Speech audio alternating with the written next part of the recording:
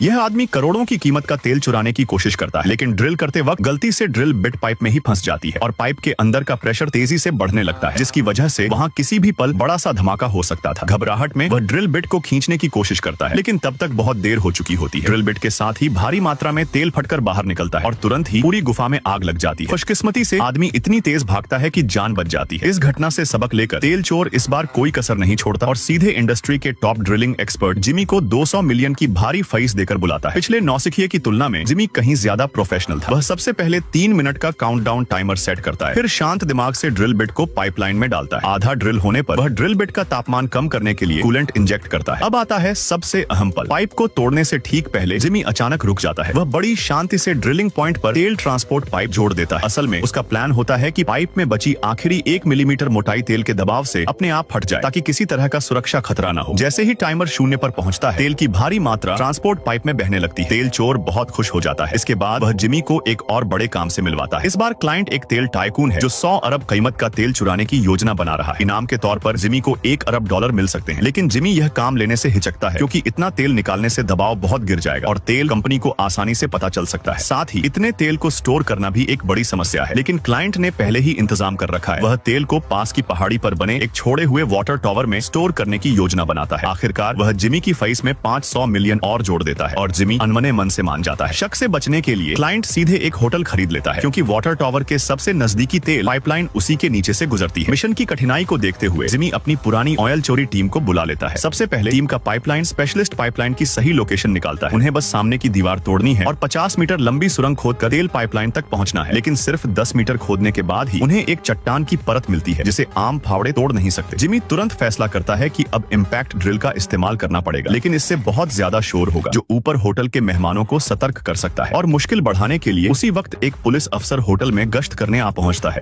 यह लुटेरा सुनसान रेगिस्तान में अपनी स्नाइपर राइफल लॉड करता है और एक रेत के गड्ढे में लेटकर इंतजार करने लगता है। आधा दिन बीतने के बाद आखिरकार एक कैश से भरा आर्मर्ड ट्रक वहां पहुंचा। दोनों गार्ड्स ने देखा कि सड़क पर रेत का बड़ा ढेर पड़ा है। वो तुरंत सतर्क हो गए और ट्रक की छत पर लगे कैमरे से चारों ओर स्कैन किया, लेकिन उन्हें कुछ खास नजर नहीं आया। ड्राइवर ने गियर बदला और तेजी से एक्सीलरेटर दबाकर रेत को पार करने की कोशिश की, लेकिन जैसे ही ट्रक आगे बढ़ा उसके टायर गहराई तक रेत में धंस गए। कितनी भी कोशिश की, ट्रक हिला तक नहीं। तभी साइड से जेसी ने स्नाइपर उठाई और टायर पर निशाना साधकर गोली चला। एक जोरदार धमाका हुआ और टायर फट गया। गार्ड्स ने तुरंत मशीन गन चला दी और सामने की रेत पर अंधाधुंध गोलियां बरसाई। उसी समय दूसरा लुटेरा फ्लेम थ्रोवर लेकर ट्रक के पास पहुंचा और ड्राइवर के केबिन पर हजारों डिग्री की आग फेंक दी। इतनी भयंकर गर्मी देखकर दोनों गार्ड्स मजबूर हो गए। उन्होंने जल्दी से दरवाजा खोला और बाहर कूदकर भागने लगे, लेकिन तभी जेसी ने फिर से स्नाइपर सेट किया और दोनों गार्ड्स को गोली मार। जेसी तुरंत ट्रक के पास पहुंचा, जहां उन्होंने पहले से ही स्पेयर टायर और जैक दबाकर रखे थे। उसने झटपट ट्रक को ऊपर उठाया और नया टायर लगा दिया। फिर